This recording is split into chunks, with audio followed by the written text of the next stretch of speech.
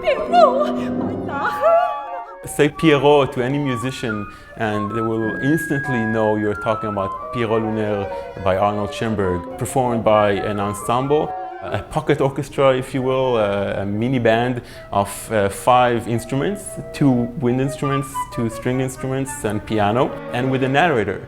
The amazing thing is that it's not sung, it's not spoken, it's something in between. And the whole work is between speech and song, comedy and tragedy, irony and hysteria, and of course avant-garde and tradition. Again, after more than 100 years, this is still amazing how this piece actually combines the whole 20th century in a way, in a little package.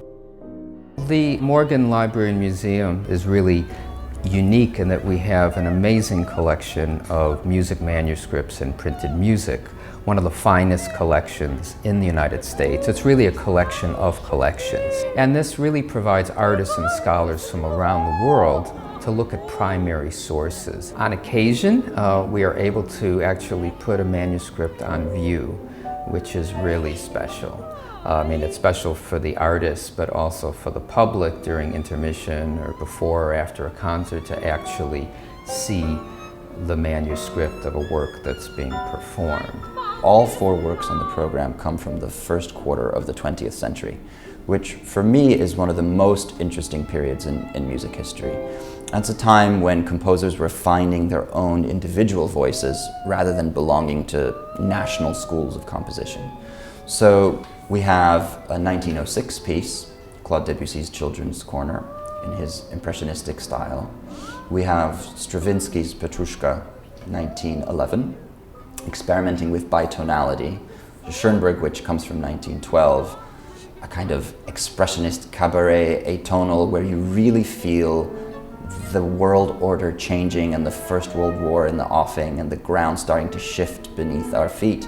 And then the latest piece on the program is Ravel's Tzigane from 1924, gypsy-inspired tunes, again his own very personal idiom, and I think it makes for a fascinating combination of pieces in one evening. Our programs are always consisting of all the works, the masterpieces and new works which we commission. We try to have both a foot in this world and a foot in that world, and I think in a way that's what Schoenberg actually tried to do. Pierrot Lunaire was such a seminal work of the 20th century that it actually inspired the formation of several ensembles that centered around its particular instrumentation. Now, ICP didn't start that way, but what we do have in common is that flexibility of ensemble, mixing strings and winds, piano, certainly harp in our case. And so a program that has at its center this piece fits our ensemble quite nicely. The level of artistry is so high, and whenever they commit to a project, it's first rate. And this is very much what the Morgan is about. And I think the missions of ICP and the Morgan are very close.